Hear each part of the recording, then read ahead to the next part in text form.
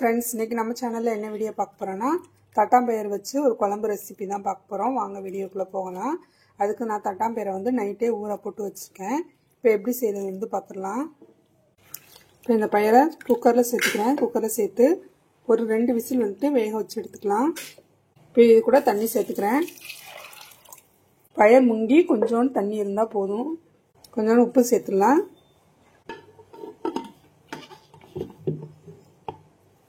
அடுப்பில் வச்சாச்சு. விசில் போட்டுக்கலாம்.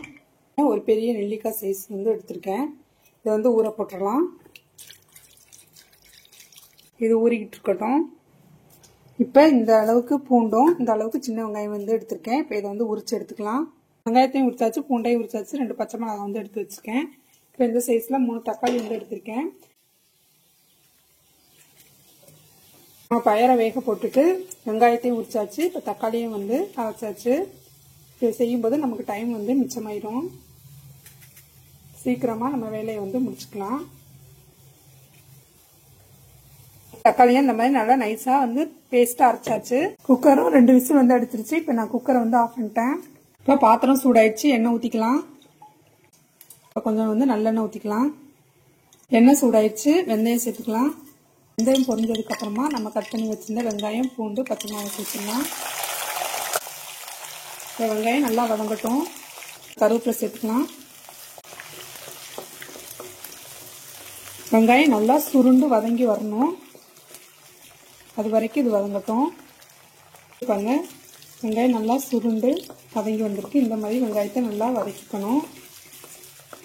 நெக்ஸ்ட் வந்து மிளகாய் தூள் வந்து சேர்த்துக்கிறேன். 1 டீஸ்பூன் அளவுக்கு. உங்களுக்கு காரம் பிடிக்கும்னா கூட கொஞ்சம் சேர்த்துக்கோங்க. மிளகாத்தூள் சேர்த்துட்டு அடுப்பை வந்து கம்மி பண்ணி வச்சுட்டு எண்ணெயிலே நல்லா வதக்கிக்கலாம். இப்போ மிளகாத்தூள் வந்து நல்லா வதங்கிடுச்சு. இப்போ நம்ம அரைச்சி வச்சிருந்தா தக்காளி சேர்த்துடலாம். தக்காளியோடைய பச்சை ஸ்மெல் போகிற வரைக்கும் நம்ம எண்ணெயில் வந்து வதக்கிக்கலாம். தக்காளி வதங்கினதுக்கப்புறம் நம்ம ஊற்றின எண்ணெயெல்லாம் நல்லா பிரிஞ்சு வரும். அந்த ஸ்டேஜ் வரைக்கும் நம்ம வந்து வதக்கிக்கணும். இப்போ தக்காளி வந்து நல்லா வதங்கி வரட்டும். இப்போ தக்காளி நல்லா வதங்கிடுச்சு. தக்காளியோட பச்சை ஸ்மெல்லும் போய் எண்ணெயெல்லாம் நல்லா பிரிய ஆரம்பிச்சிச்சு. இப்போ வந்து மீன் மசாலா வந்து சேர்த்துக்கலாம். இப்போ மீன் மசாலா ஒரு 2 டேபிள் ஸ்பூன் அளவுக்கு சேர்த்துக்கிறேன். இந்த மீன் மசாலா எப்படி அரைக்குன்னு என்னுடைய சேனலில் வீடியோ இருக்குது, அதையும் செக் பண்ணி பாருங்கள். இப்போ கறி மசாலா வந்து 1/2 டேபிள் ஸ்பூன் அளவுக்கு சேர்த்துக்கிறேன். இதுவும் எப்படி அரைக்குன்னு என்னுடைய சேனலில் வீடியோ இருக்குது, அதையும் செக் பண்ணி பாருங்கள். இப்போ இந்த மசாலா வந்து இப்போ மசாலாவை எண்ணெயிலே நல்லா வதக்கிக்கலாம். அடுப்பை கம்மி பண்ணி வச்சிடணும். பச்சை ஸ்மெல்லு போகிற வரைக்கும் நம்ம எண்ணெயில் வந்து வதக்கிக்கலாம். இப்போ மசாலாவுடைய பச்சை ஸ்மெல்லு போயிடுச்சு. எண்ணெயும் பிரிய ஆரம்பிச்சிருச்சு. இப்போ வந்து நம்ம புளியை கரைச்சி அந்த தண்ணியை மட்டும் சேர்த்துக்கலாம். இது புளியை மட்டும் கரைச்சிட்டு நான் தண்ணி வந்து ஊற்றிக்கிறேன். மிக்சி ஜாரில் வந்து அந்த தக்காளி அரைச்சதுனால மிக்சி ஜாரில் வந்து சேர்த்து ஊற்றிக்கிறேன். இப்போ தண்ணி சேர்த்து நல்லா மிக்ஸ் பண்ணிடலாம். குழம்புக்கு தேவையான அளவுக்கு உப்பு சேர்த்துடலாம். இப்போ நான் இன்னும் கொஞ்சம் அளவுக்கு தண்ணி வந்து சேர்த்துக்கிறேன். நம்ம பயிர் போட்டு வேக வைக்கும்போது பயிர் வந்து தண்ணியெலாம் எடுத்துக்கும். குழம்பு குடிச்சு பார்த்துட்டு உப்பு தேவைன்னா உப்பு வந்து போட்டுக்கலாம். இப்போ இது நல்லா கொதி வரட்டும். அடுப்பை வந்து ஹை ஃப்ளேமில் வந்து வச்சுருக்கேன். இதை நல்லா கொதி வரட்டும். பயிர் சூப்பராக வந்து வெந்துருச்சு. இப்போ குழம்பு நல்லா கொதிக்க ஆரம்பிச்சிருச்சு.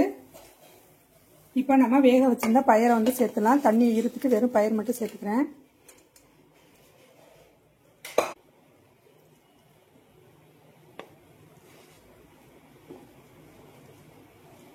ஃபைவ் மினிட்ஸ்க்கு வந்து ஹை ஃப்ளேமில் வச்சு கொதிக்க வச்சுட்டு அதுக்கப்புறம் சிம்மில் வந்து ஒரு 5 மினிட்ஸ்க்கு வந்து கொதிக்க வச்சுட்டு எடுத்தோம்னா நம்மளுடைய குழம்பு வந்து ரெடி ஆயிரும்.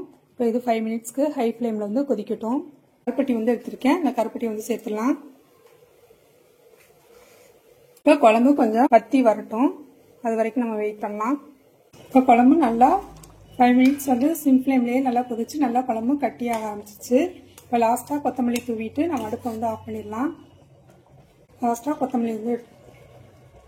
கொத்தமல்லி தூவி ஒரு 1 நிமிஷம் மட்டும் கொதிக்க வச்சுட்டு நம்ம அடுப்பை வந்து ஆஃப் பண்ணிக்கலாம். இப்போ குழம்பு வந்து ரெடி ஆயிடுச்சு. நம்ம அடுப்பை ஆஃப் பண்ணிடலாம்.